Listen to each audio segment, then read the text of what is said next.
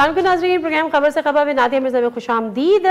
वैसे तो हर दिन की हर खबर ही आजकल बड़ी खबर होती है, लेकिन आज की जो सबसे बड़ी खबर वो थोड़ी देर पहले ही आई जब फवाद चौधरी साहब ने एक प्रेस कॉन्फ्रेंस की और उन्होंने 1 महीने का मैक्स अल्टीमेटम दे दिया इस हुकूमत को। और उन्होंने कहा कि जी 1 महीने का आपके पास टाइम है, आप फटाफट इलेक्शन अनाउंस करें, असेंबली डिसॉल्व करें और घर जाएं, वरना उन्होंने कहा कि हम 48 घंटे में भी अपनी स्ट्रैटेजी मुरतब करके आपको बताएंगे और इस्लामाबाद में एक और जलसा करेंगे।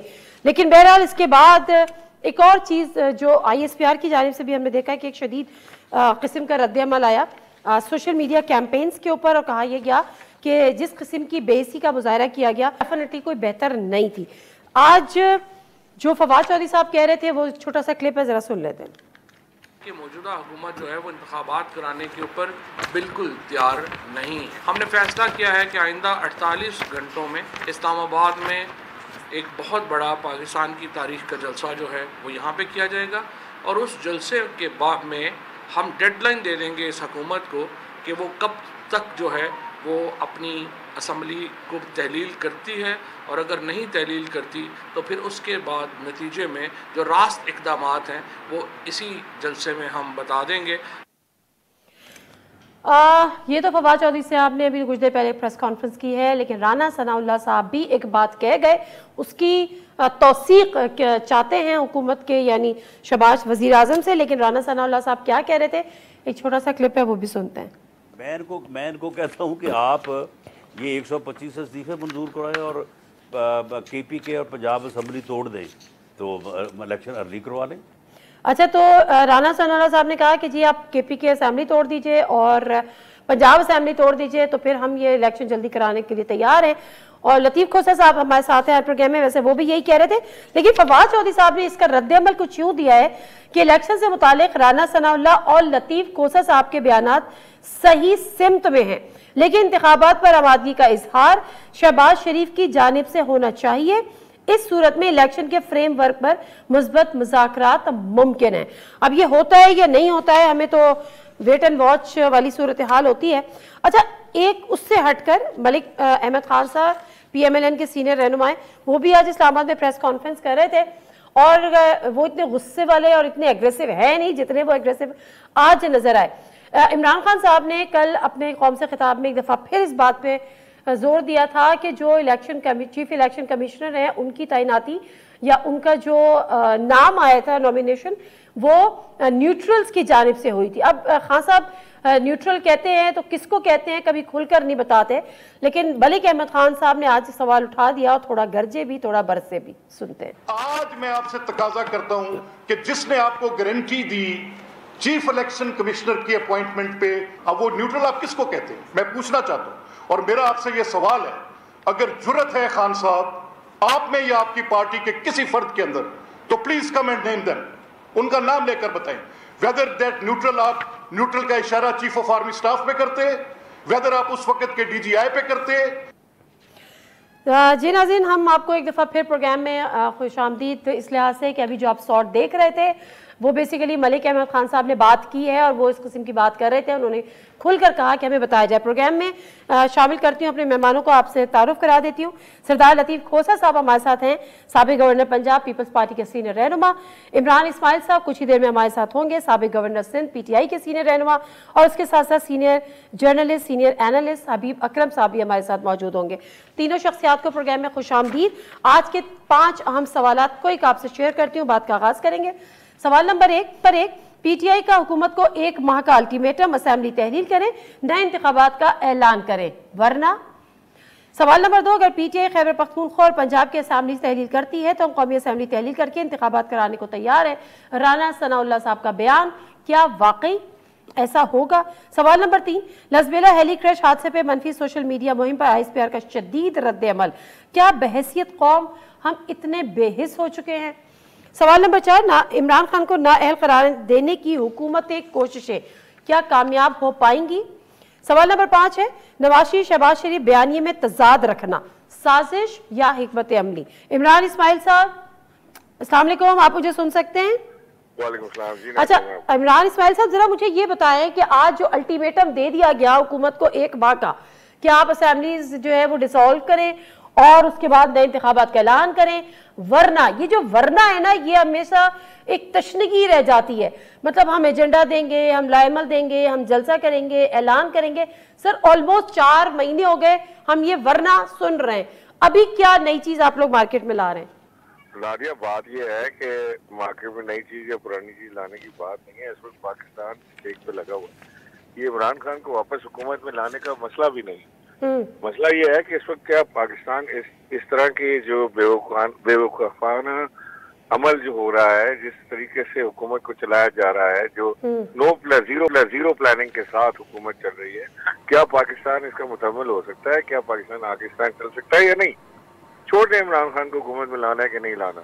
इमरान खान अभी नहीं, 3 साल बाद आ जाएंगे, 3 साल बाद नहीं, 5 साल बाद आ जाएंगे। लेकिन क्या पाकिस्तान की सर्वाइवल है 5 साल इस नकमी हुकूमत के साथ? और ये जो तजुर्बाकार कहते हैं क्या इसके साथ सर्वाइवल है? डॉलर को 200-250 पे ले गए, स्टॉक एक्सचेंज जो है वो क्रैश कर गया है, इन्वेस्टर्स पाकिस्तान से बाहर चले गए, आपकी मोटर कार कंपनी ने प्रोडक्शन बंद कर दी है, आपकी बिजली पैदावार जो कंपनी थी वो बिजली नहीं पैदा कर रही, तो क्या पाकिस्तान से चल सकता है? सर दो बातों का जवाब तो ये है कि डॉलर बड़ी तेजी के साथ वापस नीचे आ रहा है और मार्केट भी अब क्रैश नहीं कर रही, मार्केट भी इंप्रूव हो रही है। तो चलाते रहे पाकिस्तान को ऐसे, एक दिन नीचे आएगा, अगले दिन ऊपर चला जाएगा। अगर डॉलर को उन्होंने 65-70 रुपए ऊपर कर दिया था और 11 रुपए नीचे आ गया है तो बड़ी खुशी की खबर है। चले, मतलब ये तो हमेशा पाकिस्तान में यही रहा ना कि बिजली के प्राइसेस इन्होंने बढ़ाए 10 रुपए और 2 रुपए कम कर दिए, तो फिर उसके बाद नाश्ते पीने के हमने 2 रुपए कम कर दिए। बात ये कि इमरान खान इस वक्त वाहिद हल है पाकिस्तान का, मोस्ट पॉपुलर पार्टी है। तमाम इंट्रीग्स, तमाम साजिशों के बावजूद इमरान खान आज भी मोस्ट पॉपुलर हैं और इमरान खान को आवाम पसंद करती है। तो जो आने वाला वक्त है, जो आपका सवाल था मेन, जिसकी तरफ आना चाह रहा हूँ कि हम क्या लाएमल देंगे, हम हर चीज अख्तियार करेंगे। हम पब्लिक को भी रोड पर लाएंगे, हम अदालतों में भी जाएंगे, हम हर वो दरवाजा खटकाएंगे जहाँ से हमें इंसाफ मिलने की तवक्को हो। और आपको पता है कि तहरीक इंसाफ पुरअमन एहतजाज करती है और पुरअमन तहरीक होती है। इस वक्त इंतखाब कराना, कब कराना, इमरान खान के हाथ में है, इस हुकूमत के हाथ में। ठीक है लतीफ खोसा साहब, आपने ये सुन लिया इमरान इस्माइल साहब की बात। वो कह रहे हैं कि इस तरीके से अगर मुल्क चलेगा तो कैसे चलेगा? ये जो बेवकूफ़ाना जो तरीक़ेकार है या फैसले हो रहे हैं, आपकी नज़र में अगर ऐसे मुल्क चल सकता है तो आप सर अपना जो भी आपकी राय है उससे हमें भी मुतला करें। देखें इमरान इस्माइल साहब, एक बात तो खातिर जमा रखें, इलेक्शन अपने वक्त पर होगा। इन्होंने जितना ज़्यादा शोर मचाना है, अगर मुल्क को इन्होंने तबाही की तरफ लेके जाना है, जो इनका एजेंडा लगता है कि मैं ना मानूं, और हर चीज़ में जो है अगर इमरान खान का हुक्म चलेगा तो मस्बत नताइज आएंगे, अगर इमरान खान की मर्ज़ी होगी तो ये होगा, ये अगर मगर इमरान खान से नीचे उतर आएँ। और दूसरी बात ये है, इमरान खान साहब ने 6% GDP ग्रोथ को माइनस पे लेकर आए थे। मैं उस सारे अमल में नहीं जाता। 4.5 महीने पहले इमरान खान साहब को जो गालियां पड़ रही थी और जो महंगाई मार्च हमने किया था, जिस तरह से आपने देखा, और उनकी बाकियात जो थी वो IMF के हमने लामहला जो इन्होंने मुआहदा किया था, रियासत उसकी जिम्मेवार थी, रियासत को उसे आगे लेकर चलना था, रियासत उसको तोड़ के ख़त्म करके हवा में नहीं फेंक सकती थी। हमने रियासत को बचाया, अपनी साख को हमने परवाह नहीं की है। सो ये क्या चाहते हैं मुझे बताएंगे? इलेक्शन बात करते हैं खेलने की, इलेक्शन एक कमीशन को ये नहीं मानते हैं। अब इलेक्शन कमीशन को नहीं मानोगे तो इलेक्शन नहीं हो सकता है। इलेक्शन लॉज को ये नहीं मानते। ठीक है, ठीक है। और दूसरी बात ये 6% GDP से नेगेटिव पहुंचाया, लेकिन जब छोड़ा तब भी 6% पे थी सर। नहीं, सब 6% नहीं थी, 5 पॉइंट कुछ का वो एक 5.9 थी सर, 5.9 थी। और ये आपकी हुकूमत में इकोनॉमिक सर्वे जारी हुआ था। नहीं, वो फिगरेटिव जगलरी पे छोड़ दें आप। फिगरेटिव जगलरी पे आवाम चीख रही थी, बिलक रही थी उस वक्त भी, महंगाई का तूफान। फिगरेटिव जगलरी सर आपके दौरे हुकूमत में हुई क्या? नहीं, हमारे दौरे हुकूमत इकोनॉमिक सर्वे आपके आने के बाद जारी हुआ है। देखें, मैं मानता हूं इस बात को कि ये जो है IMF की डिक्टेशन पर हमने अमल किया और जिससे यकीनन तकलीफ हुई, यकीनन कीमतें बढ़ी, यकीनन जो है डॉलर ऊपर गया, इसमें कोई ठीक शायबा है। नहीं। लेकिन आप देखें जब हमने वो कर लिया अमल, तो उसके बाद आपने खुद देखा है कि जिस तेजी से डॉलर नीचे को आ रहा है, एक ठहराव की शक्ल आ रही है, एक मस्बत नताइज आ रहे हैं, कीमतें कम हो रही हैं और इंशाल्लाह आप देखेंगे 2-3 महीनों में by the end of this year ये डॉलर जो है फिर 180 पर 190 पर आ जाएगा और हम अल्टीमेटली इसे 150 और उससे भी नीचे लेकर जाएंगे। चलिए, अच्छी बात है सर, लेकिन साहब डार साहब ने कहा था हम 160 पर लेकर आएंगे। और दूसरी बात ये कि जो कीमतें बढ़ जाती हैं, मैंने तो अपनी तारीख में उनको कम होते नहीं देखा, लेकिन अल्लाह करे आप लोग इस पे कुछ बेहतरी कर लें। मैं जरा हबीब अकरम साहब से भी इस हवाले से कोई बात कर लूं ताकि फिर आगे बढ़ते हैं। हबीब अकरम साहब, मुझे ये बताएं कि अभी जो इमरान इस्माइल साहब कह रहे थे कि हम आवाम को, पब्लिक को मोबिलाइज करेंगे, हम अदालतों में जाएंगे, वो तो आप ऑलरेडी कर रहे हैं। अब सवाल ये है कि इस मोमेंटम को सस्टेन करने के लिए और बार बार यही एक्सरसाइज रिपीट करने के लिए एहतजाज करें, वापस चले जाएं, जलसा होगा, वापस चले जाएं, अदालतों के, मतलब कब तक अदालतों से रिलीफ के वो रहेंगे उम्मीद पर, और फिर ये आगे लाए अमल किस तरह से, अगर इस दौरान जो नाअहली की एक तलवार खान साहब पे लटक रही है, तो क्या आप फ्यूचर इस तरह से पीटीआई का देख रहे हैं? देखिए, एक बात तो समझ लीजिए कि पाकिस्तान तहरीक इंसाफ इस वक्त जो 3 हमारी बड़ी पॉलिटिकल पार्टीज हैं नेशनल लेवल की, यानी मुस्लिम लीग नून और पाकिस्तान तहरीक इंसाफ और पाकिस्तान पीपुल्स पार्टी, इन तीनों में से अगर कोई एक पार्टी सबसे ज्यादा अपने कारकुनों को और अपने सपोर्टर्स को मोबिलाइज कर सकती है तो वो पाकिस्तान तहरीक इंसाफ ही है। अब इस सूरत हाल में आप देखिएगा कि, और पहले भी आप इस पे नोट करें कि इमरान खान की हिकमत अमली रही है कि 2014 से लेकर उन्होंने अपना जो एहतजाज शुरू किया वो उसको 2018 के इलेक्शन तक लेके आए। 4 साल मुसलसल किसी हुकूमत को मुसीबत पे डाले रखना ये कोई छोटी बात नहीं है, और बार बार वो एक ही काम करते रहे, लोगों को मोबिलाइज करते रहे, और फिर जाहिर है हुकूमत में होने की वजह से जो कुछ स्कैंडल्स आते रहे तो उनका फायदा भी उन्हें पहुंचता रहा इमरान खान साहब को, और वो हुकूमत के खिलाफ उन्हें इस्तेमाल करते रहे। इस वक्त भी जो सूरत हाल है वो एक बार फिर हमें तकरीबन वही लग रही है कि इमरान खान जो कुछ अर्सा पहले हमें अपनी मकबूलियत खोते हुए मालूम हो रहे थे, इस वक्त हम देख रहे हैं कि दोबारा उनकी मकबूलियत उसी तरह राइज पे है जैसे 2014 से 18 के दरमियान पे थी, उसी तरह एक बार फिर हम उनको देख रहे हैं कि वो राइज पे है।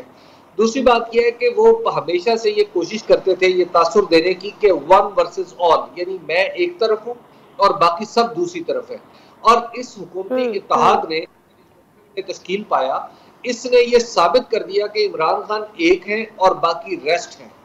और तीसरी बात यह है कि इमरान खान मुसलसल इनको हमला किए चले जा रहे हैं और इनको अपने हमलों की जद पे रखे हुए हैं कि मैं आपको चैन से हुकूमत नहीं करने दूंगा।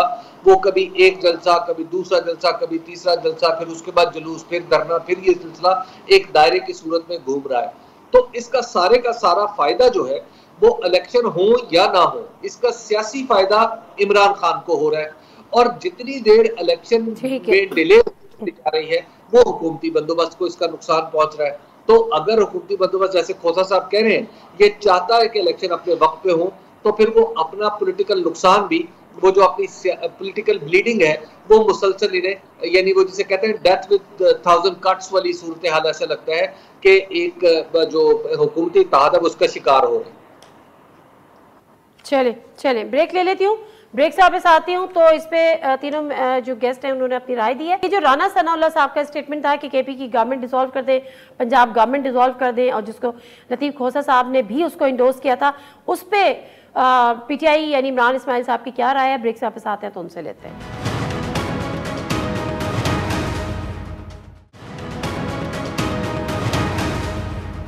जी नाज़रीन, प्रोग्राम में एक दफ़ा फिर आपको खुशामदीद कहते हैं। अच्छा, मैं ज़रा पॉलिटिकल क्वेश्चन अभी करती हूँ, लेकिन उससे पहले का हमारा सवाल था कि जो लसबेला हेली क्रैश हादसे पे जो मनफी सोशल मीडिया कैंपेन हुई है, जिस पे ISPR ने बड़ा शदीद रद्द-ए-अमल भी दिया है, और ये बात सामने आ रही है कि जो PTI के सोशल मीडिया एक्टिविस्ट थे या जो फॉलोअर्स थे या सपोर्टर्स थे, उनकी तरफ से हुआ है।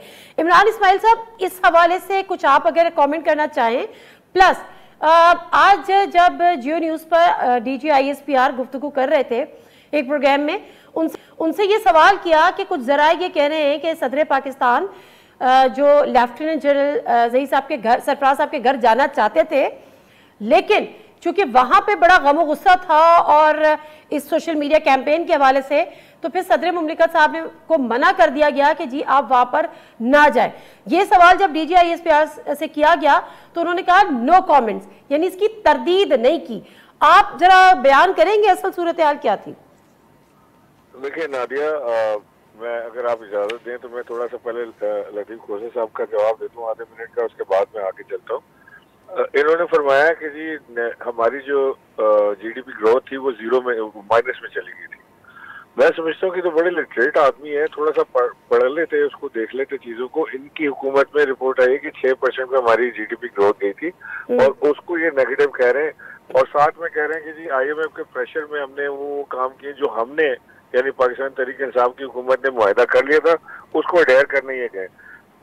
कमाल ये है कि अगर हमने मुआहदा कर लिया था और उसके मुताबिक ये काम कर रहे थे, तो अब ये कौन सा मुआहदा करने जा रहे हैं? वही मुआहदा जो पाकिस्तान तहरीक इंसाफ ने किया था, अवाम के सामने रख देते कि ये इमरान खान ने किया है, पाकिस्तान को भेज दिया उसने, डॉलर उसने 250 का कर दिया था, उसी ने पेट्रोल जो है वो 300 का कर दिया था, उसी ने डीजल जो है वो 280 का कर दिया था। ये सब तो इमरान खान ने किया, सामने रख देते मुआहदा, गाली मुक जाती। सर इसका जवाब लूंगी, अब मेरे सवाल का अगर प्लीज जवाब दे दें। अच्छा, दूसरी बात ये कि ये बड़ा सेंसिटिव मामला है। हमारे वतन के जो शोहदा हैं उनका हमें एहतराम है, दिल से इज्जत है, और हम समझते हैं कि जो वतन के लिए कुर्बानी देते हैं, ये कहना बड़ा आसान है कि जी उनका काम था कि in the line of duty वो शहीद हुए, ये बड़ा आसान है कहना। लेकिन अगर कोई खुदा न खास्ता आप सोचें कि हमारे घर से कोई जनाजा उठे और उसमें वतन की खातिर कोई बच्चा हमारा, कोई हमारा अजीज कुर्बान हो जाए और उसको कहीं से क्रिटिसिज्म का सामना हो, तो वो बड़ी बुरी बात और बहुत ही, मैं समझता हूँ कि नाकाबिले बर्दाश्त फॉर द फैमिली, स्पेशली जिसके घर में जनाजा आया है। बिल्कुल बिल्कुल, तो मैं हमेशा इसकी बड़ी इज्जत करता हूँ, और पाकिस्तान तहरीक इंसाफ की भी सदर पाकिस्तान जाना चाह रहे थे, उनको रोका गया था कि बड़ा एग्रेशन है। सोशल मीडिया वाला आपको जवाब दे दूं फिर सदर पाकिस्तान। जी प्लीज प्लीज। कोई पाकिस्तान का तहरीक इंसाफ का सोशल मीडिया, कोई पाकिस्तान तहरीक इंसाफ का सोशल मीडिया नहीं ट्रोलिंग कर रहा है इस चीज को। ये आम यहाँ पे लोग होते हैं, बच्चे होते हैं, इनको समझ नहीं होती, वो अपनी बात कर देते हैं और उससे नतीजा खर्च किया जाता है कि पाकिस्तान तहरीक इंसाफ ये काम करिए। पाकिस्तान तहरीक इंसाफ, मैं आपके प्रोग्राम में वेमेंटली ये डिनाई कर रहा हूँ कि पाकिस्तान तहरीक इंसाफ अपने शोहदा के खिलाफ, अपने वतन के जानिसारों के खिलाफ, अपने वतन के मुहाफिजों के खिलाफ कोई मुहिम नहीं चला रही। बिल्कुल सिंपल वर्ड्स में आपको बता रहा हूँ। ऑन द कॉन्ट्ररी, जिस हुकूमत को लतीफ खोसा साहब रिप्रेजेंट कर रहे हैं, उसके नवाज शरीफ साहब ने कम से कम 8 से 10 दफा जनरल बाजवा का नाम लेके उन्हें बुरा भला कहा है। उन्होंने कम से कम 10 दफा जनरल फैज को बुरा भला कहा है। उन्होंने कई बार, चाहे मरियम नवाज हो, चाहे ये खुद हो, नवाज शरीफ खुद हो, चाहे ये इनके साहबजादे हों, सब ये कर चुके हैं ये काम सारे, और हमने सब ने देखा है, और ये वीडियो एविडेंस के ठीक है। सदर पाकिस्तान वाली बात भी जरा क्लियर कर दे प्लीज। सदर पाकिस्तान का मुझे नहीं मालूम कि वो वहाँ जाना चाह रहे थे और उन्हें मना किया गया। ये ऐसी खबरें सोशल मीडिया से और आपके इलेक्ट्रॉनिक मीडिया से आई हैं, मेरी कोई डायरेक्टली उनसे बात नहीं हुई है। लेकिन अगर कोई ऐसी चीज है कि वो जाना चाह रहे थे और उनको वहाँ से मना किया गया है आर्मी की तरफ से या DGI उनकी फैमिली की तरफ से, तो उसमें कोई ऐसी चीज नहीं है। और हमने तो हमेशा शोहदा की इज्जत की है। डॉक्टर आरिफ अलवी हमेशा, मैंने 4.25 साल में देखा है, उनसे सबक भी मैंने लिया है कि वो जो पाकिस्तान के लिए शहीद होता था, चाहे वो सिपाही हो या कोई हो, उनकी कोशिश होती थी कि उनके घर पहुंच जाए, उनके जनाजा अटेंड करें और आगे। बिल्कुल ठीक है। एक पॉलिटिकल क्वेश्चन लेके लतीफ खोसा साहब की तरफ आऊंगे, लेकिन अभी बकरम साहब अगर कोई इसका रिस्पॉन्ड कर दें और थोड़ा शॉर्ट, कि बहैसियत कौम क्या इस बात से बालातर हो के कि उसकी एफिलिएशन किसी पार्टी के साथ है या किसी पार्टी के साथ नहीं है, लेकिन क्या बहैसियत कौम हम इतने बेहिस होते जा रहे हैं? जिस किस्म की बेहिसी का मुजाहरा ऐसे वाकयात पे, ऐसे सानेहात पर हम सोशल मीडिया पे कर रहे हैं? देखिए तो मैं समझता हूँ निजाम। खोसा साहब एक सेकंड, सर आ रही हूँ, वापस आ रही हूँ, सर आ रही हूँ, खोसा साहब एक मिनट जी। हबीब अकरम साहब कोई सर। देखिए, जहां तक डिजिटल मीडिया पे मामला है, इस पे हमें गौर करना चाहिए, और आखिर ऐसा क्यों हो रहा है और इतनी गैर जिम्मेदाराना बातें क्यों की जा रही हैं और ऐसी अजीबोगरीब फिजा क्यों बनाई जा रही है। लेकिन इसके साथ साथ हमें अपने मुल्क के हालात और अपने सियासी कल्चर की तरफ भी देखना पड़ता है कि जब हम किसी के खिलाफ होते हैं तो फिर हम मुकम्मल तौर पे खिलाफ हो जाते हैं, हम किसी अपने मुखालिफ में कोई अच्छाई देखने के लिए तैयार नहीं होते। और यही सूरत हाल जब हम किसी का साथ देते हैं तो हम मुकम्मल निहाल हो जाते हैं और उसमें कोई बुराई नहीं देखते। तो इस तरह की फिजा हमारे बयानात की वजह से बनती है। हमारे लीडर्स को इस तरह के बयानात के अपने बयानात देते हुए थोड़ा ध्यान भी रखना चाहिए, और जो डिजिटल मीडिया पे, जो सोशल मीडिया पे लोग बैठे हैं उन्हें भी थोड़ा ध्यान करना चाहिए। कम से कम जो इफेक्टिव और सीनियर लोग, तजर्बाकार लोग बैठे हैं, उन्हें इस तरह के रुझानात की बिल्कुल सही, बिल्कुल सही है, बिल्कुल सही है। इसमें कोई दो राय नहीं है कि पाक फौज हमारा फख्र है। इसमें कोई दो राय नहीं है कि वहाँ जवान जब शहीद होते हैं या इवन दो जो भी उसमें शहीद होता है, जिस तरह के अभी लेफ्टिनेंट जनरल हुए या ब्रिगेडियर हुए या मेजर्स हुए, उनका जो खून कभी हम रायगा तो सवाल ही पैदा नहीं होता। लेकिन उसके अलावा वो जिसको कहा जाता है कि सर का ताज होता है, और हर फीलिंग्स हर पाकिस्तानी की ऐसी ही होती हैं कि उसने अपना कोई फैमिली मेंबर खोया हो। खोसा साहब, योर इनपुट सर। देखें, बड़ी बदकिस्मती है, बिल्कुल मैं हबीब अकरम साहब की बात से मुत्तफिक हूँ। देखें, it is like the snow that melts from the top.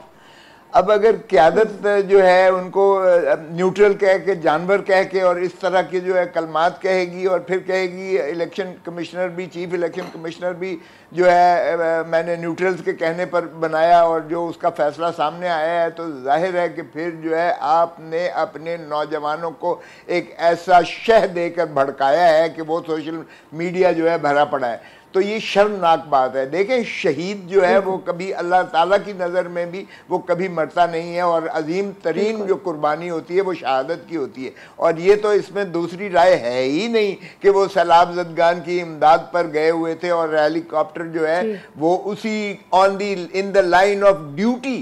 In the line of duty उनकी शहादत हुई है। इसमें तो कोई तासुर होना नहीं चाहिए। हमारी अफवाज पाकिस्तान ही जामिन है हमारे पाकिस्तान के दिफा की, और पाकिस्तान अगर आज मजबूत खड़ा है बैनुल अक़वामी बरादरी में, तो अफवाज पाकिस्तान के इत्तेहाद और इत्तेफाक और यगानगी और यूनिफाइड कमांड की वजह से it is the best force in the world, और हमारी है, इसमें कोई दूसरी राय है नहीं। लेकिन अगर हमने इसको भी मुतनाज़ा बनाना है तो फिर अल्लाह ही हाफिज है। और खान साहब का ये जो बयानिया इस तरह से बनाते हैं ना, ये बयानिया बदकिस्मती है। देखें, इसको मत करें, किसी को दिफा की जरूरत नहीं है हमें। खान साहब ने यकीनन इसको मुतनाज़ा बनाया। चलें, आप कहते हैं नवाज शरीफ ने नाम लेके कहा, मैं उसको भी कोई अच्छी बात नहीं समझता हूँ। जो भी नाम लेके कहेगा ये बात ठीक नहीं है, लेकिन अगर वो न्यूट्रल हुए हैं तो आप न्यूट्रल को क्यों गाली देते हो भाई? न्यूट्रल तो अच्छी बात है। आप अपने माजरत के साथ खोसा साहब, मामलात सिर्फ नवाज शरीफ साहब तक कि इमरान खान साहब तक महदूद नहीं है। अभी माजी करीब में हमने सदर आसिफ अली जरदारी साहब के भी हमने इसी किस्म के कलमात सुने थे, और उन्होंने भी एक स्पेसिफिक जनरल का नाम लिया था, उस पर भी ISPR का रद्द अमल आया था। उसको भी कंडेम करते हैं हम? नहीं, बिल्कुल नहीं। इसलिए कि वो जिस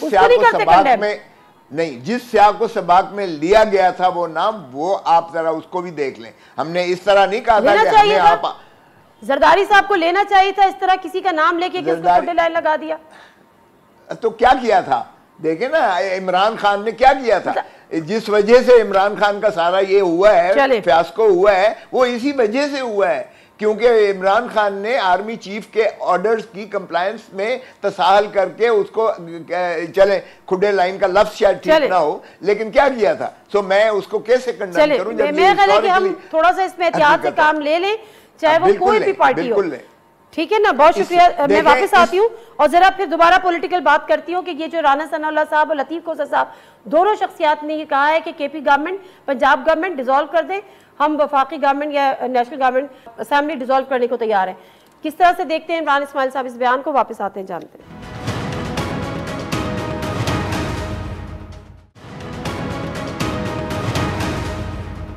जी नाज़रीन, प्रोग्राम में एक दफ़ा फिर आपको खुशामदीद कहते हैं। हबीब अकरम साहब, यही सवाल अगर आपकी तरफ लेकर आऊँ, आपको इनमें संजीदगी उस लेवल की नज़र आती भी है, तो ये फैसले एक तरफा तो नहीं होंगे, कहीं ना कहीं बैठना पड़ेगा, कहीं ना कहीं मुज़ाकरात करने होंगे, एक दूसरे से राब्ते करने होंगे, उसका आगे कोई चांस नज़र आता है? देखिए, जहाँ तक ये मामला है कि असम्बली तोड़ देने का, ये एक मशरूत, जब इस तरह की पेशकश की जाए तो मशरूत, इस तरह की कोई पेशकश नहीं होती। आप यानी अगर मैं आपको ये कहूं कि आप ये करें तो करूं, तो बेसिकली तो मैंने मशरूत कर दिया। तो ऐसी कंडीशनल जो ऑफर्स होती हैं दरअसल वो आदमी को जिसे कहते हैं ना उसका ब्लफ कॉल करने के लिए होती है। तो अगर इसके लिए वाकई कुछ कर रहे हैं तो इसका रास्ता दूसरा है। अगर मिसाल के तौर पे लतीफ खोसा साहब को एक्टिव किया जाए, लतीफ खोसा साहब जो है अपनी क़यादत से बात करें, इस इत्तेहाद में बात करें और उसके बाद पीटीआई से राब्ता करें, तो डेफिनेटली पीटीआई के लोग इनकी बात सुनना चाहेंगे। अगर इसी तरह प्रेस कॉन्फ्रेंस में आके बातें करनी है तो उनका कोई फायदा नहीं होता। ये एक नॉन स्टार्टर है, इससे कोई जो सियासी सूरत हाल है उसमें कोई फर्क नहीं पड़ने वाला। ये एक फिक्रे का जवाब दूसरा फिक्रा है और कुछ नहीं। लतीफ खोसा साहब, आप लोगों की तरफ से पुरजोर कोशिशें की जा रही हैं और मुझे लगता है कि ये पहला और आखिरी मौका आता है आप लोगों के हुकूमती इत्तेहाद के कि इमरान खान साहब को नाअहल करार दिया जाए। सर, ये साइकिल हम इसी तरह से रिपीट होता देखते रहेंगे, कभी कोई कभी कोई कभी कोई? वाकई आप समझते हैं कि ये आप लोगों को फायदा पहुंचाएगा? वो तो लोगों का कहना है कि उनकी पॉपुलैरिटी में मजीद इजाफा कर देगा। पॉपुलैरिटी तो तब रहेगी जब वो खुद रहेंगे। तो अगर वो डिसक्वालीफाई फॉर लाइफ हो जाते हैं, 1/2 आपने जो है वजीर आजम को डिसक्वालीफाई कर दिया, 2/3 इस बिना पर कि उसने अपने बेटे की एक फर्म से जिसके वो डायरेक्टर थे और जिसकी तनख्वाह थी और तनख्वाह उससे न ली और वो कंपनी भी कब की ख़त्म हो गई थी और वो रिसीवेबल था, आपने एसेट्स में डिक्लेयर नहीं किया तो सुप्रीम कोर्ट ने उड़ा के आपको कह दिया कि उम्र भर के लिए आप बड़े सीनियर कानूनदान हैं, आप ऐसा ना करें। आपके पास अकामा था, क्या आपने डिक्लेयर किया था कि आप कहीं और भी अकामा रखते हैं या किसी और कंपनी के भी आप एम्प्लॉई हैं? ये डिक्लेरेशन थी नवाज शरीफ साहब की बैसियत वज़ीर आज़म मुल्क के? ये तो इशू था ही नहीं। आपको किसने कहा कि इस बिना पर उनको डिस्क्वालीफाई या उम्र भर की बंदिश लगाई गई है? उम्र भर की बंदिश सिर्फ इस इशू पे किया ना ना ना ना मुझे पता है कि उन्होंने कहा कि चूंकि आप तनख्वाह ले सकते थे लेकिन आपने ली नहीं थी। आप ये कह रहे हैं ना? मैं ये कह रहा हूं कि उन्होंने यही कहा और उसके बाद उन्होंने कहा चूंकि अपने डिक्लेरेशन में आपने 2.5 लाख की ये आमदनी जो आपने नहीं ली ब्लैक लॉ डिक्शनरी को दिखा के करके, इसलिए आप सादिक और अमीन नहीं है। ये है फैसला सुप्रीम कोर्ट का। ये नहीं है कि अकामा क्यों लिया और क्यों नहीं लिया और जेब देता था या नहीं देता था। ये चले सुन लेना, आप बात मुकम्मल कर लें। हाँ, बात मुकम्मल करने दें। अगर इस बिना पर होना है तो फिर इमरान खान का इससे बहुत बड़ा चार्ज है। और एक दफा अगर मोहतरम नवाज शरीफ साहब को बाहर निकाल दिया था, क़यामत कोई नहीं आ गई थी। अगर यूसुफ रजा गिलानी को 5 सेकंड की सजा देकर कंटेम्प्ट में और वजीर आजम को निकाल दिया था सुप्रीम कोर्ट ने, तो देखें ये मजाक न करे कौम के साथ ये सारे क़यादत लीडर बैठ के। जब तक ये अपनी जो है इज्जत का जो है जनाजा इस तरह निकालते रहेंगे कि कभी मुक्तदर हलकों के हाथ में दे देंगे और कभी ये अदलिया के हाथ में दे देंगे, इनके साथ यही होता रहेगा। अरे भाई, अपने आप मामलात क्यों नहीं पार्लियामान के अंदर आप तय करते? और यही बात मैंने जब कही थी, मैंने सबसे पहले का दरवाजा तो आप लोग खटखटा रहे हैं जाके। सुन लेना, अरे बाबा सुन ले, हर प्रोग्राम में मैंने नहीं किया, हमने नहीं किया था, ये पीटीआई गई थी नवाज शरीफ के खिलाफ। अच्छा, और जहां तक ताल्लुक है इसका के केपीके और इसका पंजाब का तोड़े, क्या ये संजीदा है? पीटीआई क्या संजीदा है इलेक्शन करवाने में? क्या पीटीआई संजीदगी से चाहती है कि इलेक्शन इस मुल्क में हो? पीटीआई नहीं चाहती। देखें, एक तरफ तो बाहर यहाँ से 130 बंदे इस्तीफा देते हैं, पंजाब में ये बदस्तूर रहते हैं, उन्हीं चोर डाकुओं के साथ बैठे हुए हैं। इसी तरह ये जो है केपीके में भी उन्हीं चोर डाकुओं के साथ बैठे हुए हैं। और तो फिर पहले डिसॉल्व करें। मैं गारंटी यकीन दिलाता हूं, अगर ये संजीदा है पंजाब और उसका जो है केपीके को डिसॉल्व करें और फिर देखें कि नेशनल असेंबली का इलाका, फिर बैठ के करें और बैठ के ही मामला हल होंगे। ये आप बैठने को तैयार नहीं है। आप इतने सीनियर हैं, आपको पता है कि ये इतने बड़े फैसले टॉक शोज में नहीं होते। इसके लिए आपको बैकवर्ड चैनल्स भी यूज करने होंगे, आपको इनसे राब्ते भी करने होंगे। आप इनसे राब्ते करें, इनको मुज़ाकरात की टेबल पर ले आएं। वो कहते हैं मैं जरा इमरान इस्माइल साहब से इसका जवाब ले लूं। सुन लेना, वो कहते हैं हम तालिबान से बात करेंगे, हम दहशतगर्दों से बात करेंगे, हम इनसे बात नहीं करेंगे। तो फिर किससे बात करेंगे भाई? अगर इमरान इस्माइल साहब सड़कों पर हल हो जाएगा, दे दीजिएगा, जलसे जुलूसों से हल हो जाएगा। करने को तैयार है, गारंटी देते हैं। इमरान खान कहते हैं मैं सबसे बात करने को तैयार हूँ, अलावा चोरों से बात करने। देखिए, मंजूर चपड़ासी को ना भूलें, उसके घर उसके अकाउंट से 20 अरब रुपए निकले हैं और वो वही ट्रांसफर हुए हैं शहबाज शरीफ को। शहबाज शरीफ का वो आपको वो भी याद है जो स्टेटमेंट और उन्होंने बयान हल्फी अदालत में दिया था कि जी 4 माह में इलाज करा के नवाज शरीफ वापस आ जाएंगे। और आज जिस तरह ये इतनी इज्जत और एहतराम के साथ और तकरीम के साथ नवाज शरीफ और शहबाज शरीफ को ये बात कर रहे हैं खोसा साहब, ये कल यही खोसा साहब उनको गालियां देते थे कि ये चोर हैं, इनका पेट फाड़ के पैसे निकालेंगे, इनको रोडों पे घसीटेंगे, ये सारे एक दूसरे के लिए यही लोग बात करते थे। तो ये कौम भूलने वाली नहीं है। अगर आज आप किसी मफाद के लिए अपने अपने केसेस माफ कराने के लिए, नैब के पर कतरने के लिए आप इकट्ठे हो गए तो कोई फर्क नहीं पड़ता। ये 4 दिन की खुदाई तो कोई बात नहीं। लेकिन आप इनकी ऑफर को सीरियस लेने को तैयार हैं कि आप केपी पंजाब असेंबली तोड़ दें, हम कौमी असेंबली तोड़ते हैं? देखिए, ये ऑफरें आपने ठीक फरमाया कि टीवी चैनल पर बैठ के नहीं होती, इसके लिए बात करने की जरूरत होती है। मैं आपके टीवी चैनल के थ्रू इनकी ऑफर कबूल भी कर रहा हूँ और इनको ये भी कह रहा हूँ कि जिस दिन ये डेट दे देंगे नए इलेक्शन की, उसी दिन हम सारी असेंबली डिसॉल्व कर देंगे, प्रोविंशियल असेंबली जो पाकिस्तान तहरीक इंसाफ के पास है। आप ये बात पूरी जिम्मेदारी से कह रहे हैं? मैं पूरी जिम्मेदारी से आपसे कह रहा हूँ, इसमें क्या कबात की बात है। आ जाए, कराए पूरे पाकिस्तान में इलेक्शन, सारी प्रोविंशियल असेंबली डिसॉल्व कर देते हैं, नेशनल असेंबली। लेकिन प्रॉब्लम ये है, एक प्रॉब्लम ये है कि इनको इस वक्त अपनी सियासी मौत नजर आ रही है पब्लिक में जाने से। जो लीडर, एक सेकंड इमरान इस्माइल साहब, आप ये बात जो ऑफर कबूल कर रहे हैं किस कैपेसिटी में कर रहे हैं? मैं as deputy secretary general Pakistan Tehreek Insaf ये ऑफर कबूल कर रहा हूँ। ये मुझे बता दें ये किस कैपेसिटी में बात करें, मैं अपनी कैपेसिटी आपको बता दी। ठीक है, वेल गुड। मैं तो सेंट्रल एग्जीक्यूटिव कमेटी का मेंबर भी हूँ, मैं सेक्रेटरी जनरल पाकिस्तान पीपल्स पार्टी भी रहा हूँ। खोसा साहब आप बड़े सीनियर लॉयर हैं, मैं बड़ी आपकी इज्जत भी करता हूँ, लेकिन मुझे ये बता दें कि क्या ये इस टीवी चैनल पर बैठ के हम दोनों गारंटीज करने के बाद ये मामला तय करा लेंगे?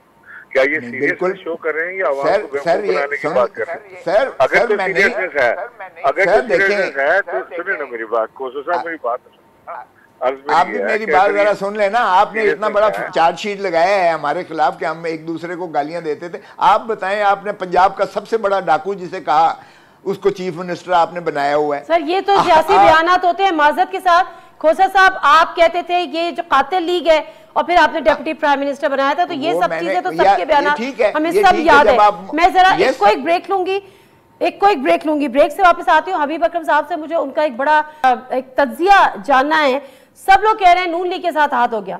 ये हाथ हुआ है नून लीग के साथ या शीन लीग के साथ? क्या ये हाथ शहबाज शरीफ साहब के साथ हुआ है? और अगर हुआ है तो उसके पीछे कौन है, ये जानते हैं जरा हबीब अकरम साहब से देख लें।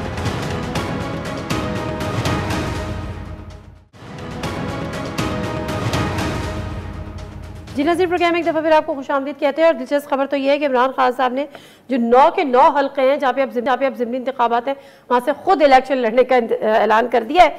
अच्छा हबीब अकरम साहब, मैं ज़रा आपकी राय इसमें जानना चाह रही हूँ कि लोग हमेशा ये बात कई जगहों पर हो रही होती है कि जी एक भाई का बयानिया और है, एक भाई का बयानिया और है, नवाज शरीफ साहब जिम्मेदार नहीं है, शहबाज शरीफ साहब पे मलबा गिराया जा रहा है। आपको लगता है कि जो साजिश हुई है या ये नून लीग की हिकमत अमली है कि मलबा एक भाई पे गिरा के दूसरा भाई आके फिर चीजों को संभाल ले और हुकूमतें कर ले? नहीं, मेरा ख्याल है कि वो फेज गुजर चुका है जहां पे ये आप कह सकते हैं कि गुड कॉप और बैड कॉप खेला जा सकता था। उसकी वजह यह है कि कुछ अर्सा पहले जब शहबाज शरीफ साहब ने वज़ारत उज़्मा संभाली थी तो लंदन में इन्हें तलब किया गया था। नवाज शरीफ साहब ने इन्हें कहा था कि आप अपनी काबीना के जो दीगर अहम अराकीन हैं उनके साथ तशरीफ लाएं। तो ये वहाँ पे गए और वहाँ पे कई दिन गुजार के आपस में मुशावरत की गई और मुशावरत के बाद कुछ फैसले किए गए कि हमने हुकूमत रखनी है। और फिर जब हुकूमत रखी गई तो उसके बाद उसकी समत का तयन भी किया गया। तो लिहाजा अब ये कहना कि कुछ साजिश हुई थी या साजिश नहीं हुई थी, अब ये बात गलत है। दूसरी बात यह है कि जो खुद जो 2018 की असम्बली थी, इसके ऊपर तो पाकिस्तान मुस्लिम लीग नून का भी बड़ा मुतय्यन एतराज़ था, मौलाना फजल रहमान का भी बड़ा एतराज़ था कि यहाँ से फौरी तौर पर इस्तीफे दे देने चाहिए। ओनली आसिफ अली जरदारी साहब थे जो इन दोनों जमातों को तैयार कर रहे थे कि आप असम्बली में बैठे, हम असम्बली के अंदर रह के पार्लिमानी हुदूद के अंदर अपनी जिद्दोजहद करेंगे। तो अब ये असम्बली जिसको कुछ अर्सा पहले तक रहमान और मुस्लिम लीग नून दोनों कहते रहे कि ये जाली है, ये धांधली की पैदावार है वगैरह वगैरह वगैरह, उसमें अब ये खुद हुक्मरान है। तो गोया वो जो मौक़िफ़ इन्होंने इख्तियार किया था 2018 के इलेक्शन से, वो भी गलत साबित हो गया। तो अब चूंकि कोई किसी किस्म का कोई ऐसा नैरेटिव नहीं रहा जिसकी बुनियाद पे जो पूरी सूरत हाल को एक्सप्लेन कर सके अवाम की नज़र में, अपने कारकुनों की नज़र में, तो इसमें आसान तरीका यह है कि सारी जो गंदगी वो मुखालिफिन में डाली जाए, या वो कहा जाए कि साजिश हुई है, या कहा जाए कि हमारे अंदर से साजिश हुई है। ये इस तरह का मुबहम बयानिया जो है वो कभी भी पॉलिटिकल जो नताइज मस्बत पैदा नहीं कर सकता। ठीक है, ठीक है। इमरान इस्माइल साहब, अब इमरान खान के सर पे नाअहली की तलवार लटक रही है, और जिस तरह से लतीफ़ खोसा साहब ने कहा है कि जब ये चीज़ यूसुफ रज़ा गिलानी साहब के साथ हुई थी तो कोई तूफ़ान नहीं आया था, नवाज शरीफ साहब नाअहल हुए थे तब भी कोई तूफ़ान नहीं आया था, और अगर ये अब नाअहली की तलवार इमरान खान साहब पे लटक रही है तो भी कोई तूफ़ान नहीं आएगा। सर, आपकी सफ़ों में क्या हालात है इस वक्त, कुछ घबराहट है? मैं समझता हूँ कि ये तो खोसा साहब की खाम ख्याल है ना, या वो इतने सियासी एक्सपीरियंस तो है उनको सियासत का, लेकिन शायद उन्होंने कभी अवामी सियासत में ऐसा नहीं लिया, क्योंकि इमरान खान इस वक्त पाकिस्तान के सबसे पॉपुलर लीडर हैं, सबसे पॉपुलर। ये उस जमात को रिप्रेजेंट कर रहे हैं खोसा साहब, या उस हुकूमत को रिप्रेजेंट कर रहे हैं जिसके अपने वज़रा जो है वो जाके अवाम में बर्गर नहीं खा सकते वोट मांगने अपने हल्के में, तो क्या जाएंगे। तो ये शायद समझ नहीं रहे कि इस वक्त पाकिस्तान की अवाम चेंज हो चुकी है, और पाकिस्तान की अवाम बिल्कुल तहरीक इंसाफ और इमरान खान के बयानिए और इमरान खान के साथ खड़ी है। वो समझते हैं कि पाकिस्तान का सेवियर इमरान खान है।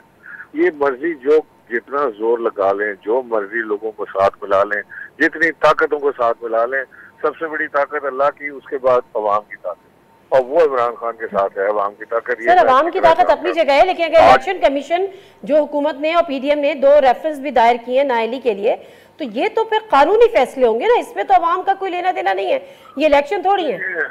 इलेक्शन कमीशन तो वैसे भी पार्टी बन चुका है ना, उसको तो चाहिए कि अपना एक पॉलिटिकल सिंबल भी अलॉट करा ले, कोई शेर का बच्चा कोई इस तरह का कोई अलॉट करा ले और इलेक्शन लड़ ले, क्योंकि वो तो बिल्कुल टोटली पार्टीजन हो चुके हैं, उनका तो कोई न्यूट्रल लेने का सवाल ही पैदा नहीं होता। और अगर इमरान खान की डिमांड है कि चीफ इलेक्शन कमीशन को चेंज कर दिया जाए और फिर इंतखाबात कराए जाए, तो उसमें क्या हर्ज है। ये तो बहुत पॉपुलर लोग हैं अवाम के, ये तो जब चीफ इलेक्शन कमीशन को चेंज करके अवाम में जाएंगे, इनको लोग हार फूल बनाएंगे, ये जीत जाएंगे ओवरवेलमिंग मेजॉरिटी के साथ। डर किस चीज का है, साफ खौफ नजर आ रहा है, अवाम में उतर नहीं सकते, कहीं जा नहीं सकते। इनका दिल है कि किसी तरह हीले बहाने से कोई इलेक्शन कमीशन को अपने साथ मिला के, किसी और को साथ मिला के ये इमरान खान को डिस्क्वालीफाई करा दे, क्योंकि फेस नहीं कर सकते अवाम में ये। अच्छा। अगर फेस कर सकते हैं तो घोड़ा भी है और मैदान भी हाजिर है, आ जाए, कल का होता आज और आज का होता अभी इलेक्शन करा दें, फैसला हो जाएगा। चले खोसा साहब, एक तो उन्होंने आपको चैलेंज कर दिया, दूसरा मुझे एक बात बताएं, अगर कामयाब हो भी जाते हैं कि खान साहब को आप नाअहल करा दें, लेकिन उस नाअहली के बाद पार्टी लीडर नवाज शरीफ साहब क्या अपनी मकबूलियत खो बैठे? क्या वो उनकी पार्टी पे जो उनकी कमांड थी या जो ग्रिप थी वो खो बैठे? अगर वो नहीं खो बैठे तो खान साहब कैसे खो बैठेंगे? पार्टी पे असर रसूख उसी तरह से रहेगा। और अगर खान साहब आप समझते हैं कि उनकी मकबूलियत में कमी हो जाएगी, तो क्या फिर नवाज शरीफ साहब की मकबूलियत में भी कमी हो गई? देखें, 2 बातें हैं। इलेक्शन, ये जो एक तो चीफ इलेक्शन कमिश्नर हमने नहीं बनाया था, मोहतरम इमरान खान साहब ने बनाया था, सिकंदर साहब जो थे, राजा सिकंदर। और दूसरी बात ये है कि पंजाब का इलेक्शन में इन्होंने जो है बतौर इनके बहुत कामयाबी की, और बिल्कुल की कामयाबी इनको मिली। ये भी यही इलेक्शन कमिश्नर थे और यही इलेक्शन कमीशन था। डस्का में बेईमानी हुई, सारी दुनिया ने देखा डस्का के बेईमानी है, उस वक्त वो गंदे ख़राब हो गए चूँकि वो फैसला इनके हक़ में नहीं आया था।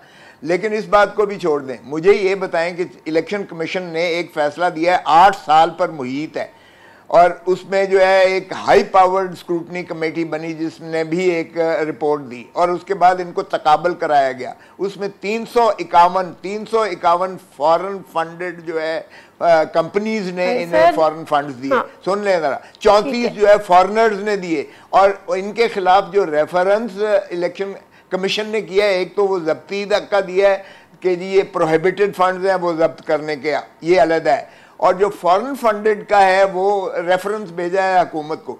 अब वफाकी हुकूमत 2 चीज़ें करने जा रही है, एक मोहतरम इमरान खान साहब 62-63 में नाअहल होंगे, वो रेफरेंस जाएगा, और दूसरा party party as a whole ban होगी, डिसॉल्व हो जाएगी, क्योंकि जो सेक्शन जो है 212 पॉलिटिकल पार्टीज एक्ट 2017 का वो यही कहता है कि अगर कोई पार्टी फॉरेन फंडेड है तो वो पार्टी डिसॉल्व हो जाएगी। वो खैर सुप्रीम कोर्ट का हतमी फैसला होता है, हमारा उससे कोई नहीं है। बिल्कुल ये संभाल के रखें, लेकिन नादिया सुन लो, मैं नहीं चाहता कि ये हो, मैं बिल्कुल नहीं चाहता कि इमरान खान ना आए, मैं बिल्कुल नहीं चाहता कि ये डिसॉल्व हो पार्टी जो है, लेकिन ये हमने क्यों ये तजादात खत्म नहीं करते, हम क्यों मिल बैठकर कानून को सीधी समत में क्यों नहीं देते, हम क्यों अदालतों में अपनी जो है अपना पॉलिटिकल कैपिटल सारा वहां देते हैं। Exactly this is the point. Thank you very much Habib Akram साहब, thank you very much Latif Khosa साहब, इस्माइल साहब। लेकिन सवाल फिर घूम फिर के वही आ जाता है कि हम वो कोलू का बैल होता है ना, जो वो एक ही कुएं के गिर्द घूमता रहता है और उसको लगता है हम चलते जा रहे हैं। तो हमारे मुल्क की और हमारे जो सियासतदान है और अवाम है उनकी हालत फिलहाल ऐसी ही हो गई है। प्रोग्राम से नादिम मिर्जा को इजाज़त दीजिए, आगे अल्लाह हाफ़िज़। हर जुम्मे से इतवार अपने पसंदीदा प्रोग्राम खबर से खबर को YouTube चैनल पर देखने के लिए डॉन न्यूज़ के ऑफिशियल YouTube चैनल पर आएं, सब्सक्राइब करें और बेल आइकन भी प्रेस करें।